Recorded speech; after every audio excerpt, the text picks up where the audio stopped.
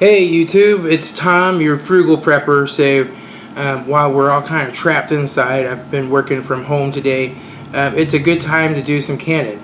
I've got some carrots in the fridge that I don't want to go bad, and so I'm just going to can them up and put them on the shelf, and they'll stay good forever. I made some soup the other day with some carrots that I canned in 2015, and they were perfectly fine. So generally you're supposed to use them within a year, but I use them way longer than that. So if you haven't seen my whole Canning 101 series, I'll put a link to it up in the corner, which will kind of take you through all the beginning. And in that final video that I had made in that series, we water bath canned some pickles. A very easy thing to do, and water bath canning is very important. If you don't have a pressure canner right now, I'll put a link to a canning guide down below that has a ton of recipes and things you can make just with the water bath canner. And you can watch that video where I can the pickles, and I go through how to do it without any special equipment, just a big pot, a towel, and some jars. However, when it comes to pressure canning, you're going to need a little bit of special equipment. I have a few pressure canners, but I'm using my old number 7 Presto today. This is probably something you commonly would see at a garage sale, and this lid's actually off of a 21, which is the double stacker, but the canner itself is off of a number 7, so I call it a number 7. Sometimes these go under the national name, the Presto name. This is probably the canner that your grandma had. It's a big old heavy chunk of aluminum. So you got your spout here. This is where the weight's going to go to hold the pressure in. You have this right here, which the metal part pops up to let you know it has pressure, but this whole plug will pop out if anything goes wrong and it builds up too much pressure.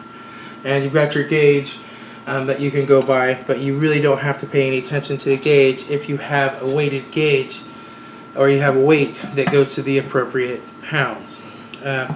So basically, down in here is just the canner, and there's a little rack down here. If you don't have the rack, you can put a towel in the bottom, just like I did in my water bath canning video, and it will work just fine. You just don't want the jars to touch the bottom. Now a lot of these canners come with a 15-pound weight, and in my area I only have to can at 10 pounds for my altitude. So you can buy these little multi-part weight kits that will fit these canners, and these fit the new Prestos too. But there's 3 weights that can go on here to make it 15. The weight by itself, the actual stem piece of the weight, this is 5 pounds, which I would use for canning things like grape juice. And then the 10-pound is pretty much for everything else I would pressure can to get hot enough to kill everything. And that just simply sits on here like so to hold in the pressure. And when the pressure gets up above 10 pounds, it'll just jiggle back and forth and let a little steam out and keep the pressure regulated. Alright. Some other things you're really one other thing you're really gonna want for this is a jar lifter. You could do it without a jar lifter, but you're gonna have to take the lid off and let it cool for quite a while, because these things come out hot as a banshee. Right? These allow you to reach down there and pick up the jar. In the water bath canning, you can really get by with a pot holder, even though these are handy, and you can do without it in pressure canning. But just be careful, because that stuff's hot. I'd let it cool in the canner with the lid off for a little while before you took it out. I'm also going to use a jar funnel. You don't have to have this. As long as you can get the food in the jars, you're fine. But these come in real handy.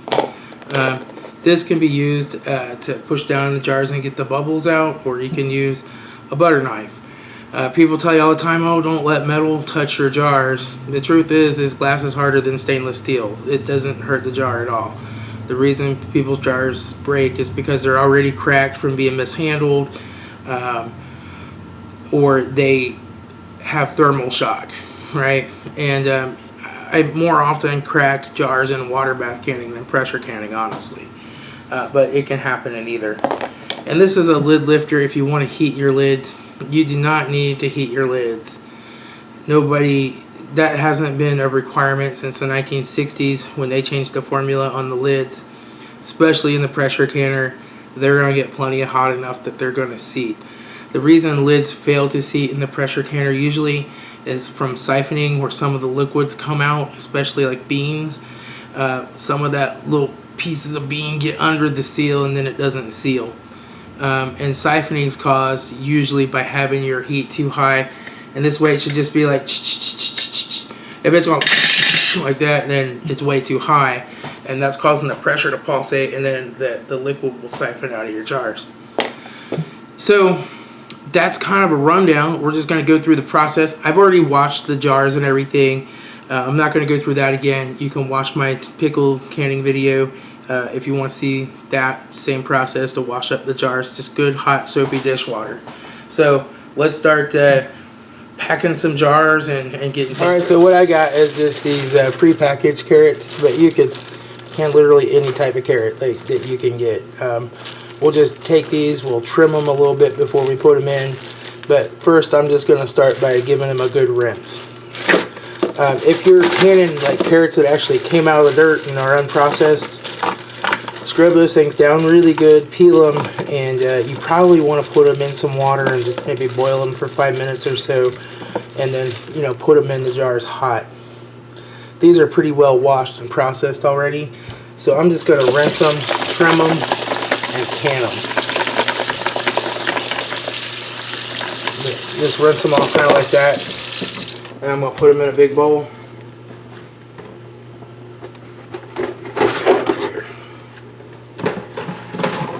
What I'm going to do is just wash this bowl real quick because it was in the cabinet, just to make sure it's 100% clean. There's nothing nasty in it.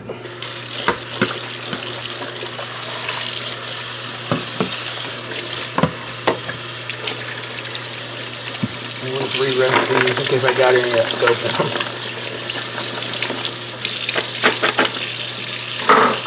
Put them in the bowl, and I'm just going to go through and rinse these other 2 bags off as well.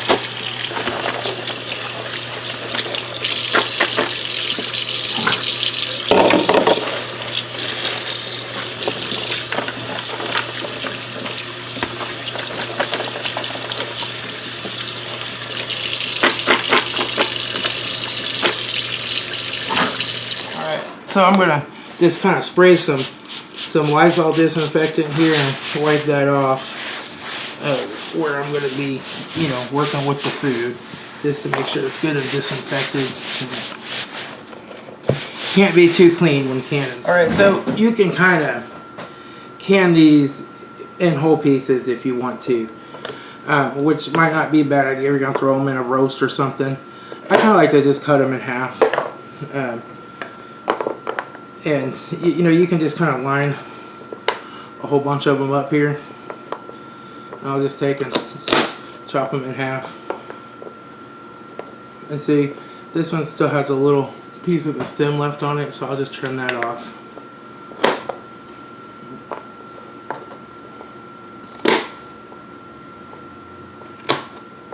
And we'll just take and put them in our other bowl over here.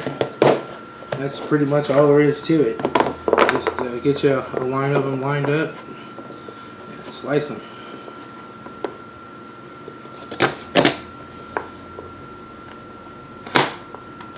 Put them in the bowl. But you can count on pretty much any size thickness. I mean, you could take one of these and, just slice it like this if you want to do all that chopping, make baby round carrots. Doesn't matter. It'll work out fine. Here's what I look for as I go through there. See, this one's got kind of a bad spot in it. We'll just cut that end off. It's also got kind of a sticky little spot there. We'll cut that off. Just try to make them, when you're preserving food, you want to really put back the best, not the questionable stuff. And also, since these are the little carrots, if you just want to snap them like they're string beans, you can do that too, but some of the thicker ones are a little harder. Whoop, that one went flying. A little harder to snap. So a lot of times I think it's easier just to chop them. Alright, so I've got my clean jars, and I've got my jar funnel in my jar. You can use a jar funnel. You can also just, carefully put them in the jar that way. This will just make it a whole lot faster to pack these up. So what I'll do is kind of fill it, and then we'll just kind of give her a tap, shake them down, put a little more in there, maybe just a hair more, and just to where they're about even with the bottom ring there. That's where I like to pack them. If one or two sticking up, that's fine, but I don't like to have them like way clear up to the top.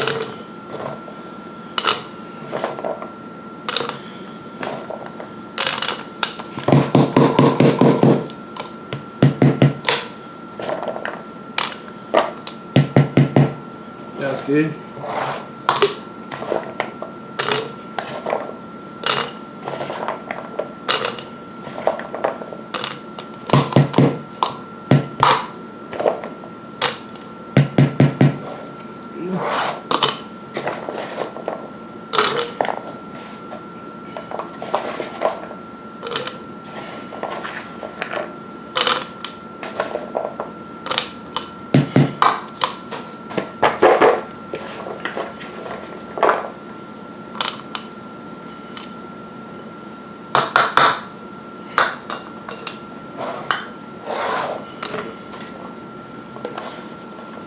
This is not going to fill up this jar. Let me grab, I got one smaller jar over here we can use.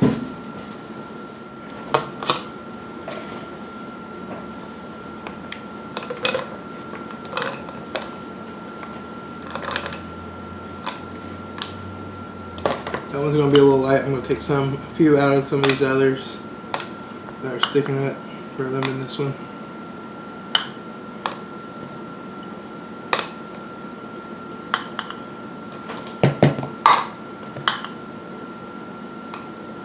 That should be fine. Now we just got to fill these up with some hot water. Normally you probably just boil some water on the stove and fill them. You're supposed to pack these in hot water. My tap water happens to be like burn your skin off hot. So I'm just going to use good hot tap water on these, and then we'll get them ready to go. I'll take you over here. So I'm just going to put these in my hot dishwater. Wash them off and warms them up a little, I guess.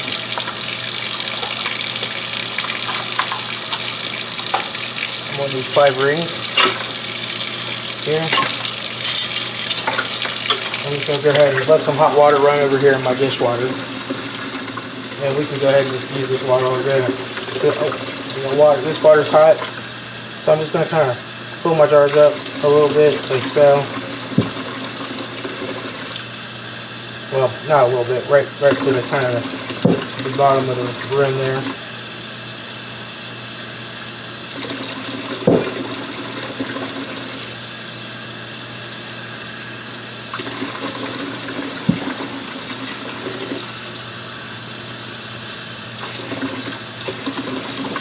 Now what I'm going to do is just go into each jar and kind of put this thing down around here and try to work any of the air bubbles out that might be in there.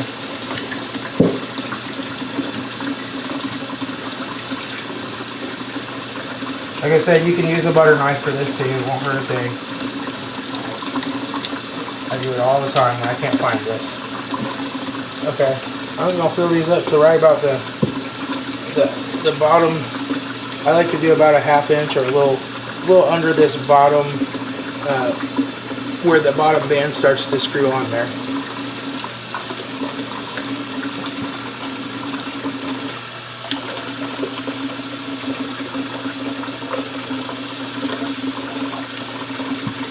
Headspace isn't nearly as critical when you're pressure canning things as like when you're making jams or jellies or something like that.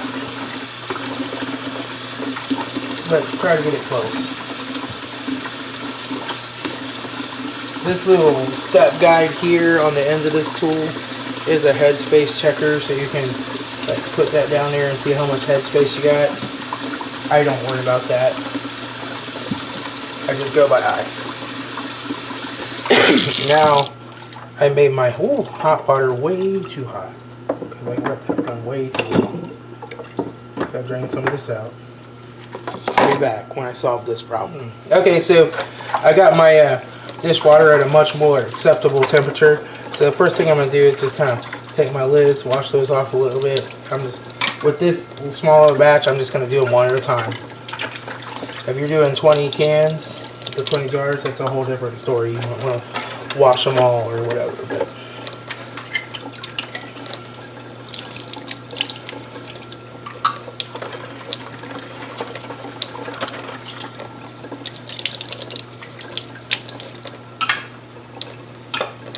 okay, and now these aren't nearly as critical, these bands, but I like to just kind of wipe them off with the inside with the sponge.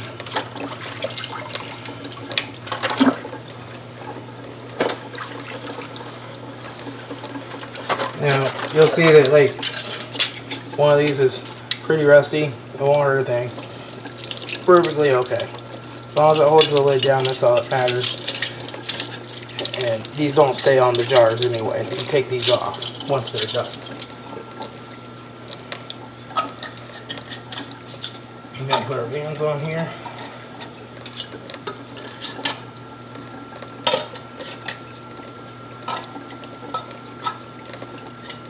That one is a little bent up though, I can tell you. Okay. So now, I'm just going to tighten these up, kind of finger tight. I'm doing a little more than finger tight because my hands are wet and slippery. Normally you just do it finger tight, but my hands are a little slippery.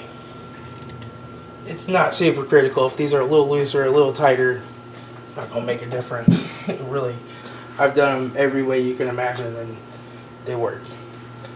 So now we're ready to get the canner set up, and I'll take you over there and show you that process. This is super easy. A lot of times people will preheat the water on this. Like they got it boiling and then they put the jars in. I like to try to keep things the same temperature. So I'll put my water in just off of the hot sink tap water. I'll go ahead and turn my flame on. And I've got my canning rack down here. If you don't have one of these, put a towel in the bottom. Alright, so I'm just going to go ahead and take my hot water, pour this in the bottom. I'm using this half-gallon pitcher, and that'll be enough for this type of session. You might want to do a little more than this, like 2 of these even, if you're doing something that has to process a long time, like quarts of meat, you know. But if you're just, this is going to take 25 minutes to process. Once it comes up to temperature, this will be plenty of water. It doesn't hurt to put more water in. It's just that the more water that's there, the more water it has to bring up to temperature, and the longer the process is going to take. So don't use more water than you have to. I've seen some crazy videos where people like are trying to cover the jars. You don't do that. You do that in water bath canning. In pressure canning, you just have to have water in the bottom of the canner. There's probably about 2 inches in there. You probably want to go more like 3 inches if you're canning meat or something with a long processing time. Once those are in, we basically will take our lid, slide it on, and close it up. It'll close it. This can be a little finicky. It fits really tight.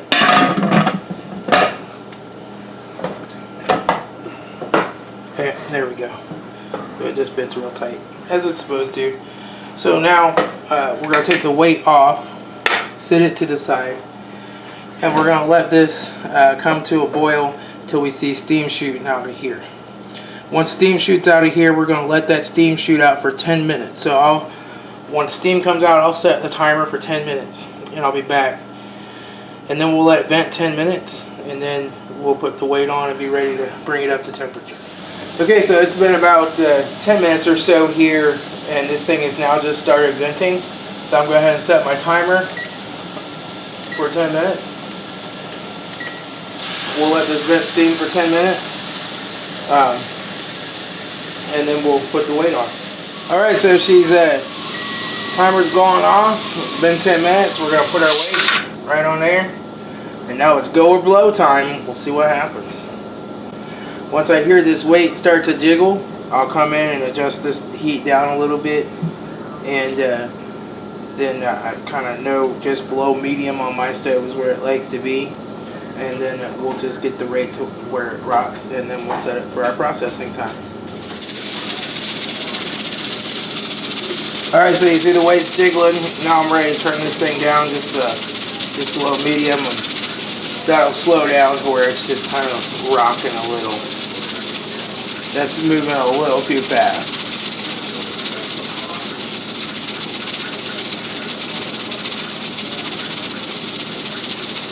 We don't want our jars to siphon off.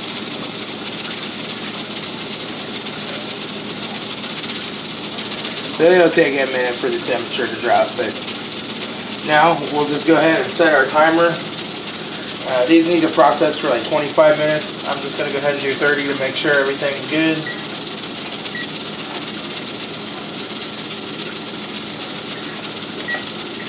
And I'll see you in a half hour. Alright, so my timer's going off. It's been 30 minutes. You see my weight's just jiggling. This may even be a little fast, but that's acceptable. That's about the speed you want to kind of jiggle at. That's what I do anyway. So I'll cancel that. And we'll turn the heat off. And then we're just going to let this cool down so the weight's not jiggling. This little metal piece in the middle will fall down all the way. And we'll make sure the gauge is at 0. And then we'll take the weight off and make sure there's no pressure at all in it. And then we'll open her up. Alright, so it's cooled down quite a bit. This little pin is dropped. The gauge is at 0. Take the weight off. There's no pressure. So we're ready to open this guy up. Just gotta get her open like that. Then I'm going to open the lid so that the steam will go away from me. And we're ready to lift these out of the canner. And just take your little tongs this way and there she is. You can still hear them hissing a little bit. That's perfectly fine.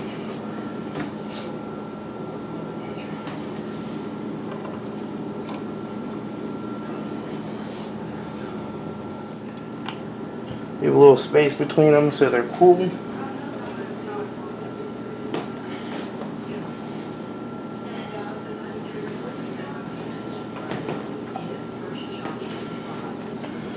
Now we just let the jars cool off. You can let them sit overnight or just till they're cool enough to handle. Then we'll take the rings off and then I'll wash them in soapy dishwater, rinse them, and write the date and stuff on them. Basically these will, as they cool, you'll hear them like ping down and then the lids will be vacuumed on. And so I'll be back when these have cooled down. Okay, so now my jars are nice and cool. I'm just going to take these rings off. If these rings are a little stuck, just take and run some hot water right there and they'll free right up.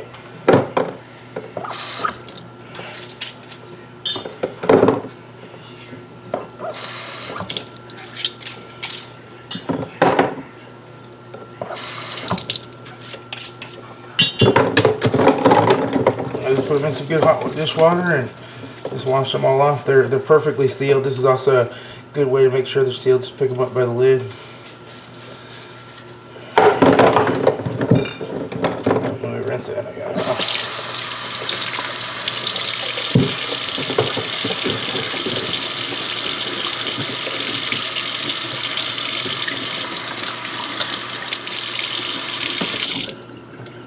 There you go, canned carrots. They're all cooked and nice and ready to go in there, and you know, you can just get you some chicken broth and some canned chicken and some canned carrots. And I don't really have any canned chicken broth, but I do have canned turkey broth.